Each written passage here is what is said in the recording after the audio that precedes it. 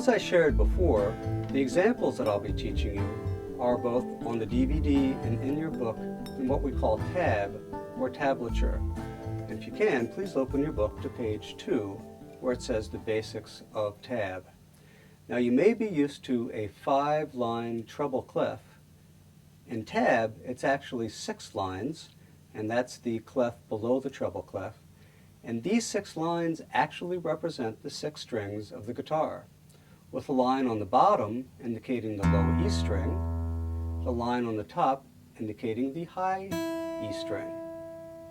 And on each of these lines you may see a number. It could be 0, which means an open string, or as in the example in the first measure on page 2, we actually have an E chord. So if you look at the E chord, you'll see that the top 2 strings are open, and then the 3rd string is 1st fret, the 4th and 5th strings are 2nd fret, and then the 6th string is open, just like with an E chord. So you can compare the tab to the chord chart up above. Now in addition to the chord, tab can also show which direction to strum.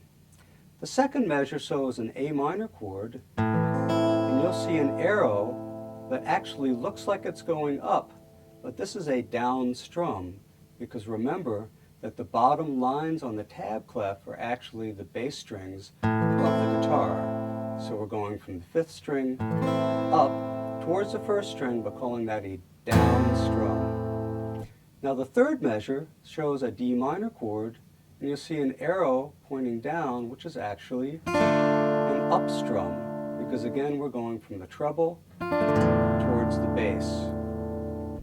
Now down in the second system there, you'll see that we have eighth notes and a combination of arrows going different directions. And this is a down-up strum. So again, the first one being down from the bass, the second being up from the treble. Combine those and you have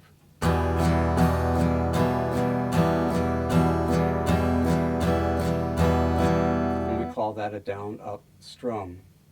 Now in the 5th measure, you've got little brackets under the tab, and these brackets show that you are actually plucking down individuals or combinations of a couple of strings.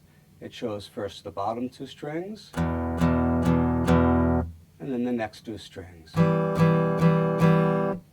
And finally, the last measure are what look like little V's, which is actually up plucks. Starting with the top string, adding the next string, top 3 strings, and going back to the top 2 strings. Now you don't have to remember all of this right now, because in each example I'll remind you of any important things that the tab can show you. Each example will also be given in a treble clef, so you will see it as it would normally appear. One thing to remember though is that the tab actually sounds an octave below the treble clef that it's written in. So when you see a guitar chord on the treble clef, it actually sounds an octave down from that if you're going to match it up with the guitar or play on piano. So let's get moving to loop number 1.